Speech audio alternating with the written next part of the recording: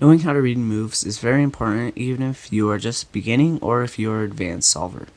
Let's start with 3x3. So for 3x3, this side is up, this side is down, this side is front, this side is back, this side is R, and this side is L. So every one of these letters have a move. If it's just the letter by itself, it goes clockwise. So let's say we have the letter U. We find the U layer, and then we're going to turn it clockwise.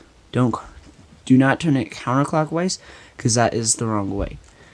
Now be careful, because opposite sides like R and L, they don't turn the same direction if they're both going clockwise.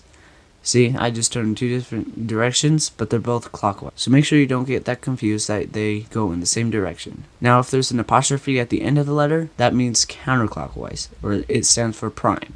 So if you have U prime, if there's a 2 at the end of the letter, then we move the side 2 times. So U2. Now you could also, instead of going this way, you could also do that way. It's the same thing. Next are middle slices. We have the M layer, the E layer, and the S layer. So M would look like this. M prime would look like this. E would look like this. E prime would look like this. And S would look like this. And S prime would look like this. And then of course you can have middle slices and then 2 at the end, so M2, E2, and S2. Next, rotating the cube in certain directions, we also have letters. We have X, Y, and Z. X goes like this, X prime goes like this, and X2 goes like this. Y goes this way, Y prime goes this way, and Y2 goes like this. And finally, Z goes like this, Z prime goes like this, and Z2 goes like this. Now for big cubes like 4x4 and 5x5 and up, it gets a little more complicated. So all of the single or the outer layers are still the same, so U, U prime, and U2. Now if you see a letter W like UW, the W stands for wide. So wide would be equal to, on 4x4, it would be equal to 2 layers. So U wide would look like this. U wide prime would look like this. U wide 2 would look like this.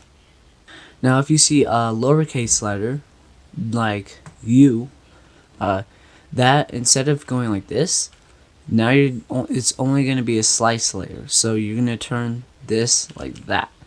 So this is little u prime, and little u2.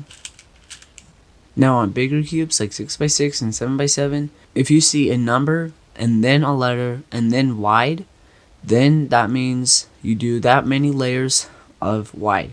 So if you did U wide, it would just look like this. But if you did 3 U wide, it would look like that, because it's 3 layers. 4 U wide would look like that. 5 U wide would look like that. And obviously we can't keep going because that's as many layers we can turn. Now if you see a number and then just a letter with no W or wide, then you're going to turn that specific layer. So if you say 2U, you would turn the second layer like that. If you see 3U, then you're going to turn the third layer like that.